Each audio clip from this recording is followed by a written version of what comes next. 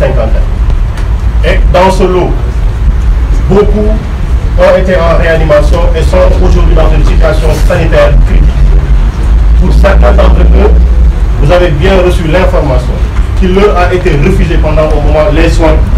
sous le prétexte qu'ils étaient en grève de la faim. Et le constat global, c'est que on parle bien de la situation des grévistes de la faim, mais on ne l'a pas encore abordé sous le lien holistique pour savoir quelle en est la cause et quelles peuvent en être les conséquences. On pose la question sous le simple prisme pour nous faire voir que aujourd'hui le gouvernement du Sénégal pousse les détenus politiques à exercer la seule méthode de résistance qui leur est offerte. Parce que vous savez tous qu'en prison, on ne peut pas organiser de marche. En prison, on ne peut pas organiser de manifestations. On ne peut pas organiser de sitting. On ne peut pas y faire de conférences de presse comme nous sommes en train de le faire aujourd'hui. On ne peut pas y organiser de pétitions. Voilà un ensemble de personnes, pour la majorité, qu'on a pris parce qu'elles ont marché, parce qu'elles ont exprimé une simple colère, parce qu'elles ont mis une opinion sur le Facebook, parce qu'elles ont donné un avis contradictoire. Ces personnes-là, tous sont qualifiées de terroristes, de personnes qui ont menacé la sécurité publique, de personnes qui ont porté atteinte à l'intégrité morale, politique, d'autorité politique. Aujourd'hui, toutes ces personnes-là sont placées sous mandat de dépôt avec des instructions pour une durée qu'on ne connaît pas, simplement parce que ce qu'on leur a reproché, et ce sont des infractions qui sont comprises entre les articles 50 et 100 du Code pénal. Le procureur donc a la force absolue de pouvoir les garder en prison éternellement sans les entendre. Donc, toutes ces personnes-là qui sont en prison, voilà la situation à laquelle elles sont contraintes. Et parfois même, leurs familles ne peuvent pas avoir accès à elles pour ne serait-ce que les regarder. Et je vous informe que s'il y a 1062 détenus, les détenus sont en prison. Mais sachez qu'il y a 1062 familles qui sont en prison. Parce que la première chose que fait une famille quand elle a un détenu, c'est de réorganiser sa vie autour de la prison. Il est peut-être facile d'organiser sa vie quand on habite à Liberté 6, de l'organiser autour du camp pénal. Il est peut-être facile d'organiser sa vie à Rebeuss quand on est à la prison de Rebeuss. Il est peut-être facile d'organiser sa vie autour de Sédi Ponti quand on est à la prison de Sédi Kotan. Mais des familles qui viennent de loin, qui ont des détenus à Sédi Kotan. Des familles qui viennent de loin pour voir les détenus au niveau de la prison de Rebeuss. Voilà la situation à laquelle les familles sont contraintes. Et ça doit nous poser question. Et aujourd'hui, même le droit de visite est difficilement exerçable pour la bonne et simple raison qu'il y a tellement de familles qui sont restées très longtemps sans voir leur père, leur enfant, leur oncle, leur tante, etc., ou leur soeur. Donc, et à côté de ci, il y a le cas, on peut le citer, de Ngagne Demba Touré, le célèbre jeune, 24 ans, exilé politique. Mais derrière le cas de Ngagne Demba Touré, il faut voir qu'il y a une quarantaine de jeunes, d'après nos informations recherchées, et qui ont décidé de se faire la malle, de disparaître tranquillement. 40 jeunes. C'est des familles encore qui vivent autour de ces situations-là. Il y a aujourd'hui cette chasse aux militants, parce que nous avons appris hier par des Sénégalais de la diaspora qu'il y a une liste de citoyens sénégalais vivant dans la diaspora qui a été déposée à l'aéroport, et vous avez très souvent des informations sur la situation de Sénégalais de la diaspora qui sont venus dans le pays et qui au moment de rentrer, ou qui sont arrivés à l'aéroport, au moment de rentrer dans le pays, ont été arrêtés parce qu'on leur a reproché des opinions qu'elles ont émises sur la situation du pays.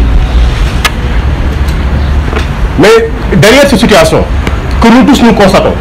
la situation de la restriction absolue de liberté, et qui ne nous épargne pas, nous, groupe parlementaire régulièrement organisé, vous avez été informé que vendredi passé, nous avons voulu tenir une conférence de presse pour nous exprimer sur le travail parlementaire. Cela nous a été interdit et le siège du PUR, là où nous voulions le faire, a été barricadé. Aujourd'hui, nous nous retrouvons au siège du PRP, le fameux siège toujours barricadé. D'ailleurs, la gendarmerie doit commencer à payer le loyer parce qu'ils barricadent le siège pendant de très longs jours. Donc ils doivent participer au paiement de la location parce que c'est eux qui bénéficient du siège. Mais ce qu'il y a lieu de dire aujourd'hui, c'est que la résistance démocratique, parce qu'aujourd'hui dans ce pays, on interdit absolument de parler de résistance, de combat, de lutte. Il faudra chercher les bons épithètes. On précise bien. Aujourd'hui, la résistance démocratique des Sénégalais, aussi bien de l'intérieur que de la diaspora, nous permet de récupérer des espaces de liberté. Et aujourd'hui, notre présence dans ce siège ici n'est pas un cadeau qui nous est fait. C'est la somme de tous les combats qui sont aujourd'hui en train d'être menés par la société civile, par des intellectuels que d'aucuns qualifient de politique. Mais la nature de l'intellectuel, on le connaît. C'est des intellectuels qui émettent des avis objectifs sur ce qui est en train de se passer. On a entendu des universitaires, on a entendu des partis politiques tous s'exprimer pour ce qui est en train de se passer dans ce pays-ci. Et le fait de décrire tout ceci, dans ce pays comme dans la diaspora, nous permet de récupérer quelques portions de liberté démocratique et de pouvoir les exercer. Et c'est au titre de la récupération de ces libertés démocratiques que le groupe parlementaire aujourd'hui est en train de s'exprimer. Parce que cela a été interdit la semaine passée, aujourd'hui dans ce siège du PRP qui est toujours barricadé et aujourd'hui qui reste ouvert. Donc, ce que nous disons, il ne faut jamais cesser d'essayer d'exercer les libertés démocratiques. Il faut écrire, il faut demander des autorisations de marche, il faut informer la société internationale, il faut informer la communauté internationale, il faut continuer ces activités-là pour nous permettre de pouvoir encore et encore récupérer toutes ces portions de liberté démocratique qui nous ont été confisquées. Et pour conclure sur ce point, il y a le point essentiel. Vous le savez tous, tout ce qui est en train d'être organisé aujourd'hui au Sénégal est en train d'être organisé autour de la prochaine élection présidentielle. L'occasion de dire que Ousmane Sonko restera et est le candidat unique du parti PASTEF. On va dire l'ex-parti PASTEF, mais je dis bien Ousmane Sonko reste et restera le candidat unique du parti PASTEF et de la coalition qui s'organisera autour de ceci. Mais il est important que l'on sache que pour y aller,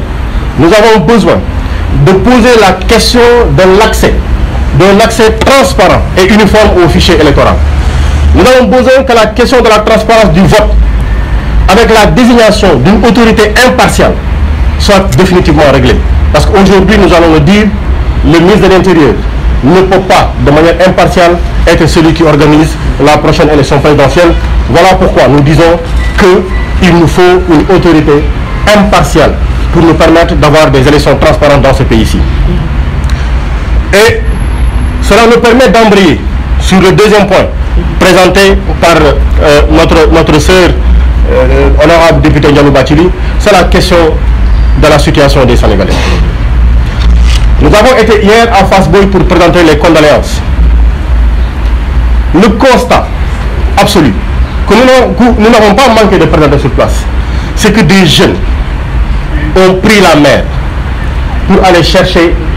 un meilleur vivre, pour abandonner un pays, le pays sinon le plus riche de la planète, avec toutes les ressources. Aujourd'hui, vous regardez ce qui se passe en Arabie Saoudite, c'est simplement parce qu'ils ont du pétrole. Alors tout ce que nous avons comme ressources, avec tout ce que nous avons comme ressources, des milliers de jeunes reprennent la mer. Il faut se poser des questions. Et la question simple, ou plutôt la conclusion simple qu'il faudrait en tirer, c'est que quand les ressources sont exploitées ici, de manière juste, et également, dont les bénéfices sont également répartis pour tout le peuple, nous avons une jeunesse qui comprend que ce pays-ci est une terre de trésors. Mais quand les ressources sortent du pays, sans qu'on ait la possibilité de poser des avis sur l'égale distribution des bénéfices pour ces ressources-là, il faut comprendre que les jeunes ne font que suivre les ressources. Et on pourrait en donner des exemples, mais sachez-le,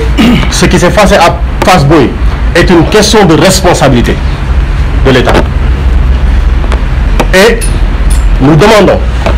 sur ça la libération de tous les jeunes qui ont été arrêtés parce que ces jeunes-là ont voulu demander à l'État de sortir et de s'exprimer sur la situation des jeunes disparus. Et demander à la suite de ceci, la libération de la totalité des détenus politiques au Sénégal. Et quand je parle de détenus politiques, le plus célèbre,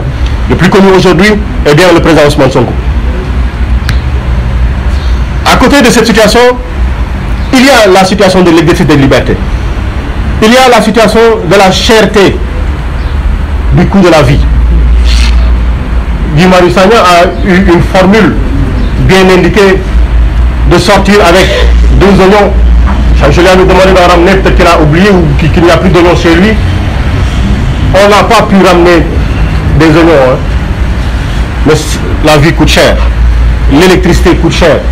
On peut donner des exemples et des exemples. Et aujourd'hui, les véritables débats dans ce pays auraient dû être ces questions-là. Mais on nous contraint à nous battre pour permettre à un opposant d'exercer ses libertés démocratiques sous le jour d'une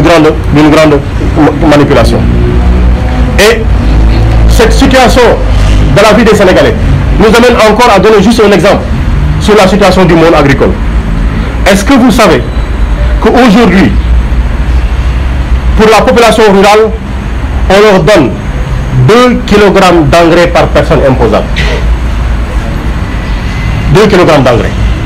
Ça veut dire quoi? Ça veut dire que pour qu'une famille puisse avoir 50 kg d'engrais, il faut que la famille soit composée de 25 personnes imposables.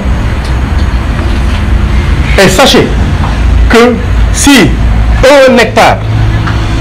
pour 1 hectare, il faut 150 kg d'engrais, faites la multiplication, il faut 75 personnes pour une famille pour mettre de l'engrais sur un champ de 1 hectare. Alors qu'on nous déclare bien que le budget pour la campagne agricole pour cette année-ci est de 100 milliards. Posez-vous des questions. Et ce que je dis là est vérifiable dans la commune de Djamal. Parce qu'ils vont dire non, ça c'est pas vrai. Ils vont nous amener des gens qui vont nous dire, mais qui vont nous apporter la contradiction. Allez-y à Djamal, dans la commune de Djamal, dans le département de Birkelane, vous vérifierez ces informations-ci. Et au titre de ces mêmes situations, on aurait pu prendre la situation des licences de pêche, des licences de pêche. La situation des ressources minérales, minières. On aurait pu en prendre encore des exemples. C'est simplement pour dire que ce que nous avons aujourd'hui doit nous poser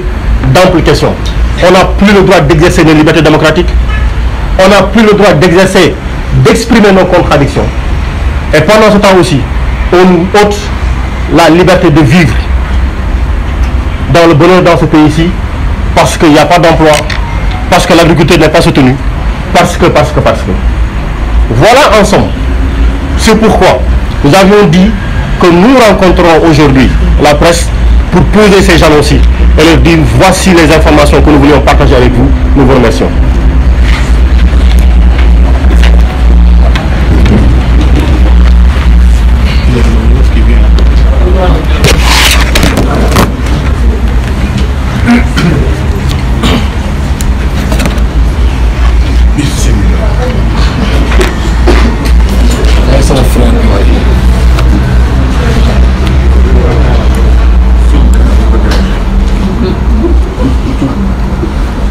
asalaamaaleykum wa rahmatullah. ñu gërëm nag naataango yi nekk ci presse bi yëpp gërëm tamit groupe parlementaire Yewwi Askan Wi nga xam ne le président Birame Souleye moom mooy le président gërëm tamit suñu modérateur bi tey ak ñi nga xam ne ñoom ñoo organiser conférence de presse bi yëpp madame Ndiallo Bathily fi ñu dooree nag tey point de presse bi rek moom mooy lu jëm ci wàllum teg loxo bi nga xam ne nemmeeku nañ ko ci réew mi mbir mi dem ba mel ni nekkatul politique démocratie moom amatu fi comme ni ko Birame waxee ak lu jëm ci wàllum xiifal bi nga xam ne ñu téye ci kaso bi ñu gën a bëri yëpp moom la ñuy def grève de la faim liñ doon bëgg a wax nag président Macky Sall ak lan moo sabab grève de la faim bi nga xam ne nemmeeku nañu ko te détenu ñi nga xam ne caabi daf leen a féete ginnaaw injustement li ko waral moom lu neex a expliqué la parce que kaso nag amul point de presse kaso amul ñaxtu kaso amul dara loo xam ne mën nga ko def nit ñi ne gars yi tey dañoo wane seen mer lu dul benn arme kese moom la ñu am mooy xam naa toog xiifal pour wane jafe-jafe ak jàpp bi nga xam ne kon jàpp nañ leen ko ñu nekk ca gudduñ toll nii nag ku waxte yàlla rek tax détenu yi nga xam ne ñoom ñoo nekk ci biir kaso bi yëpp mën nañoo jàpp ne que ca ëpp tur gën ca siiw di président Ousmane Sonko moom it mu nekk ci situation bu ni mel ba tax na tey groupe parlementaire Yewwi Askan Wi di naqarlu lu ni mel waaye di sàkku ci ñi nga xam ne ñoom ñoo def lu ni mel génnee ñi caabi féete ginnaaw yépp te defuñu waxuñu loolu nag bokkoon na ci li sabab tey ndaje ñu ne nag ñi nga xam ne dañ leen a jàpp toll nañu ci junni ak juróom-benn fukk ak benn la woon 1061 personnes léegi nag yegg na ci junni ak juróom-benn fukk ak ñaar di 1062 dañ doon wax ay temps naan 600 détenus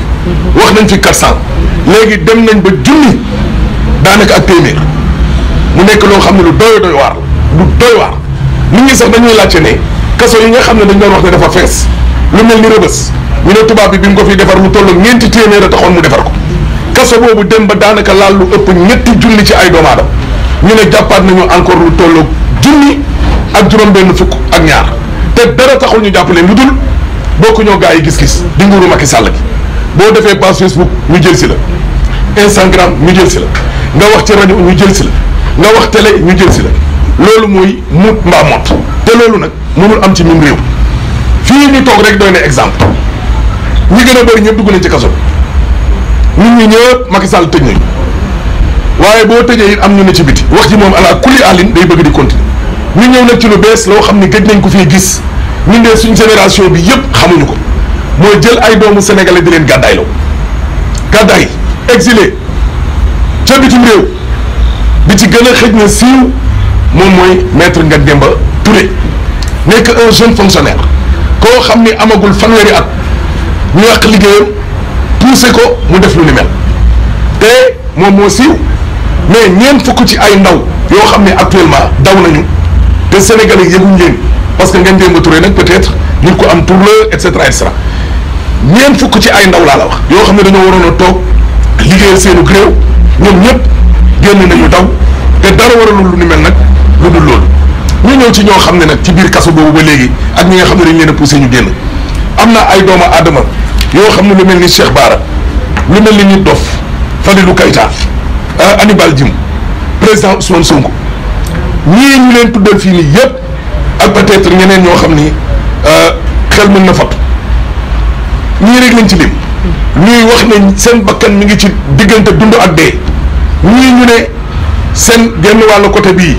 marché tul ñii ñu ne mais mu mel ni ñu jiite réew mi moom nekkuñu ay doomu aadama wala ñoom am sensible luñ ci dara mu nekk loo xam ne nag lu doy waar ñu ñëw ci waajuru ñooñu nga xam ne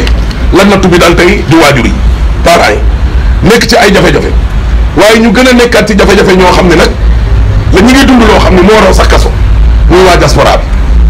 xool leen koom-koomu réew mi li doomu sénégalais di dugal fii ci biir réew mi ci doomu alal ci jàppale et cetera bokk nañ ci ñi téye réew mi économiquement ñoom waa diaspora boobu nga jël sa liste ñu dégg ko ne teg nañ ko ci aéroport international Blaise Diagne ay tur yoo xam ne dañ leen a bind ne ku ñëw nañ la jàpp ku ñëw màggal si nañ la jàpp même boo màggal siwul boo ñëwee ci réew mi nañ la jàpp mu nekk nag situation boo xam ne lu doy waar yemuñ ca de ñu ne buñ ñëm sax ci buñ ñëwee nañ leen jàpp mais nañ leen traqué ba ci Canada États-Unis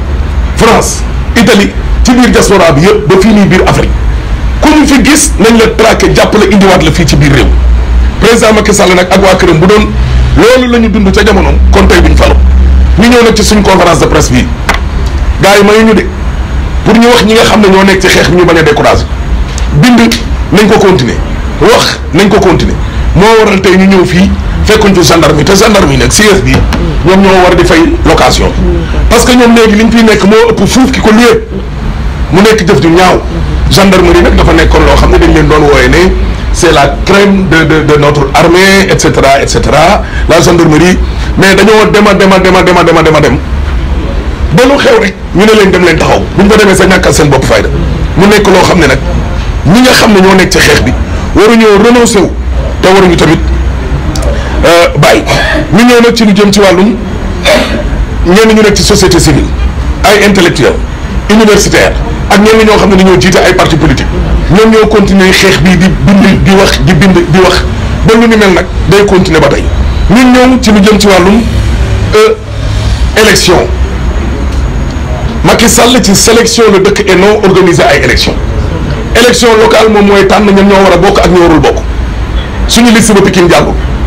Yewwi Askan Wi député ci boppam nee na moom du député mais ragal na boole ay nitam ak député yu toog mu seppi liste leader yi ñu ne ay remplaçant lañ indi teewul ñu gagné leen organisation élection boobu di présidentielle bii di ñëw nag moom Macky Sall da ko war a organiser nee na du dem waxoon naa leen ne renoncé na à la 3e candidature mais renoncé wul ci pouvoir ku renoncé ci pouvoir nag da nga koy jëfe di ko waxee waaye defu ko ba tax na fichier bi cartum réew mi ci boppam moom moo may ne parti politique yi ak ñi nga xam ne dañoo jëm ci élection yëpp dañ ko war a teg bët gis que surveiller ko waaye itam kii organiser élection tu ne peux pas être jugé parti mënoo nekk ministre de l'intérieur bu bokk ak ñoom ba pare bëgg a organiser tamit ay élection ñu ne dañoo war a changer ministre intérieur indi fi nag une personne neutre est-ce que Macky Sall sax moom ànd naa koo xam ni neutre na wala koo xamante ni nii bu dox ci waaw kon ministre de l'intérieur bii ñuy wax ne mooy organiser élection yi dañ ko fay war a jële indi koo xam ne day tëddee ñaaxaanaay loolu la groupe Yewwi Askan Wi wax ñu ñëw it ci dundinu doomu aadama yi ba léegi Barça wala Balzac ji defuñu benn politique de jeunesse boo xam ne dina fi bàyyi xale li gën a doy waar moom sa bopp amatul ci réew mi mais souveraineté bu ñu jekkoo rek la ñuy wax souveraineté ñoom daal saay bu ñu leen jekkoo ñu ne souveraineté waaw souveraineté ñun dëkk lañ bu moom suñu bopp dugg na fi génn fi mais saay bu atte jotee ñu war a atte ñu daw deuxième mais alalu réew mi sénégalais ñoo ko moom rawatina jeunesse bi nga xam ne bu ëllëgee ñoom ñoo fi ne jën yi nga jël ko jox ko tubaab bi communication nga jox ko tubaab bi pétrole bi gaz nga jël ko jox ko tubaab bi su ko tubaab bi yóbboo booy topp tubaab yi ressources yi tant que ñu ngi koy jël di ko génnee di ko yóbbu booy jël gaal yi topp leen encouragé wuñ kenn ci immigration clandestine mais li sabab mbir mi loolu moom moo ko indi moom mooy cause bi dundinu doomu aadama yi ak li ñu war a dundee ci biir réew mi boo ko jëlee jox ko un étranger xale yi topp étranger moom moo waral lii ñu ñëw ci wàllu dundinu doomu aadama yi ba léegi kilo soble nduggukat yaa ngi fii toog ci soxna yi kilo soble kilo yàpp lépp lu mënti tudd ci dëkk bii xam nga suñu demee bañ naan Maroc indil nañu lu tolloog 2 junni ci ay tonnes di jubilé mais loolu gàcce mënu koo weesu te yow chaque jour nga naan autosuffisance en riz autosuffisance en mouton tabaski du jot mu te yow jéemoo ubbi frontières yi amoo benn politique boo xam ne di nga ko def rek pour nit ñi moom seen bopp ci autosuffisance alimentaire mënul ne ba ci soble ci boppam nga yaakaar ko ci Hollande ñooñu ne la non suñu campagne bi leen baaxul parce que jant bi léegi lii nga langal ko Maroc te yow nga ne yow pays souverain nga kooku jox la 2 junni ci ay tonnes soble yow sa ministre du commerce il se permet di jubiler say militants di jubiler kontaan naan soble bi ñëw na te loolu nekk gàcce nekk defet nekk loo xamante ni nii gaal gu teeral ñu ñëw nag ci lu jëm ci wàllum li xew Fass Boye ñu jaale ñi nga xam ne ñoom la seen doom des ci biir ndox mi mu nekk nag lu méttee métti mais waa Fass Boye googu de li leen dal na ci ay gox yu bari Macky Sall bi ñu ñëwee ba léegi te moom moo fi waxoon ne immigration clandestine jeex na inondation jeex na lu nekk mu wax ko tey nag la gën a garaaw ñu ñëw ci wàllu mbay mi nga xamante ni nii moom la ñuy tiitaroo chaque jour naan ay matériel agricole bi moom lépp mat na léegi la ñu wane seen télé ñu daal di génnee et cetera ñaari doomu aadama bu nekk nit bu ne ñaari kilo engrais moom lañ la war a jox maanaam pour hectare am lu tolloo téeméer 150 kilos il faut nga am juróom-ñaar fukk ak juróom ci ay doomu aadama yu yeewoo ci biir kër gi 75 personnes pour nga am 150 kilos ci engrais pour nga mën a defar hectare xool leen calcul boobu noonu rek mais loolu fan la ko nit di jëlee ban kër ngay dugg fekk fa lu tolloog juróom-ñaar fukk ak juróom ci nit imposable 75 personnes ci biir kër suñ kër yi nag dëgg-dëgg fa yàlla ñin Afrique lañ ne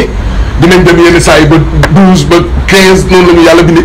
mais téeméeri nit ci kër pour yow sa tool mën a am engrais bu doy nii la ko Macky Sall ak waa këram calculer mu nekk loo xam ne lu doyo waar exemple bi ñu leen jox nag ma xawee ca commune Diamal balaa ñu naan dañuy làmbatu nii di wax rek di expliquer nañ ñu tuddal benn commune boo xam ne lii moom moo fa am mu nekk nag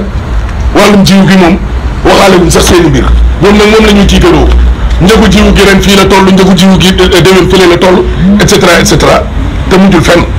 bu ñëwee ci wàllum licence de pêche yi président Birame wax na ko sànq kooku moom nit ñi dañ cee wax mais mooy li ñu expliqué ci jeunes yi rek boo jëlee seeni licence daal jox ko ay borom bët yu sew yi ñu ñëw fii ci biir dëkk bi jël suñu jën yëpp bu ñu sàndee benn mbaam rek jël lu tolloog ay tonni ba kenn amatoo benn nappkat amatoo jën mais li ñuy def ñoom ndox mi lañ xam danañ topp ñu yóbbu seen jën nag ci seen i dëkk suñ pétrole bii gars yi di wax naan ay pétrole bi léegi buñ ko jëlee joxe ko tamit booy toppaat leen kese suñu alal ji moom fu mu mën a ne nit ñi dinañ leen fa fekk kii nag moo nekkoon solos point de presse bi nga xam ne groupe parlementaire Yewwi Askan Wi